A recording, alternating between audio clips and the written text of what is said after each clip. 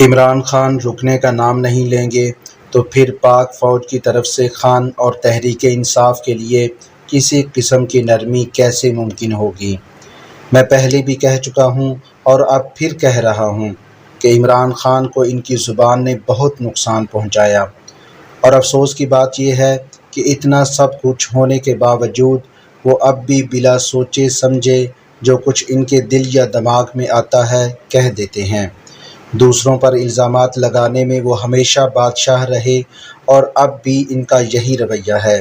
ایک طرف وہ اور ان کی پارٹی کے رہنما آرمی چیف اور DGISI سے مذاکرات کرنا چاہتے ہیں تو دوسری طرف خان صاحب آرمی چیف کو لگاتار نشانہ بنا رہے ہیں۔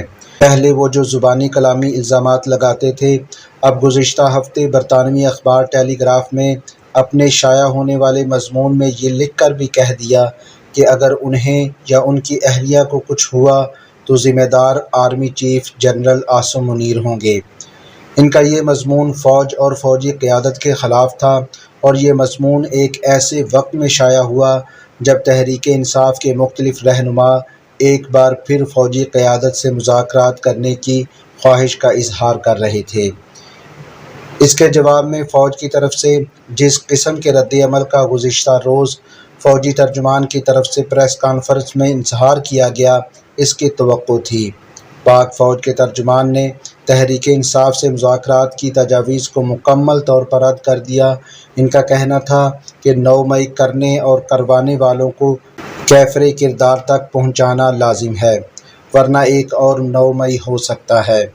فوجی ترجمان نے عمران خان اور تحریک انصاف کا نام لیے بغیر انہیں سیاسی انتشاری ٹولہ قرار دیتے ہوئے کہا کہ ان کے لیے صرف ایک راستہ ہے کہ وہ عوام کے سامنے صدق دل سے معافی مانگیں، نفرت کی سیاست کو ختم کریں اور ملک اور عوام کی بہتری کے لیے تعمیری سیاست کریں۔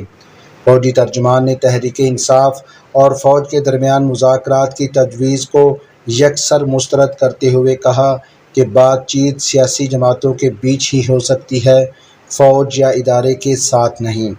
گویا فوج اور اسٹیبلشمنٹ نے عمران خان اور تحریک انصاف کے لیے اب بھی مذاکرات کے دروازے بند ہی رکھے ہوئے ہیں، لیکن معافی تلافی کی گنجائش اب بھی باقی ہے، اور معافی تلافی کے لیے عمران خان اور تحریک انصاف کو کیا کرنا ہے یہ بھی فوج کے ترجمان نے بتا دیا۔ اب سوال یہ ہے کہ کیا عمران خان 9 مئی کے حوالے سے ذمہ داری قبول کریں گے اور سرعام معافی مانگیں گے؟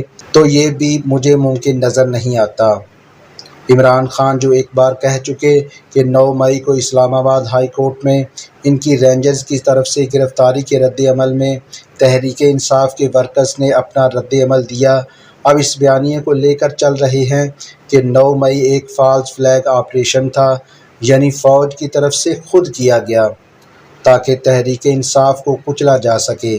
عمران خان اور تحریک انصاف کی مقبولیت اپنی جگہ، لیکن ان کی سیاست اب ایک بند گلی میں ہے۔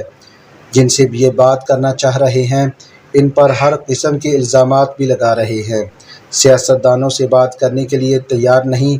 جب سے عمران خان کی حکومت کا خاتمہ ہوا ہے اس وقت سے ان کا نشانہ فوج اور فوجی قیادت ہی رہی۔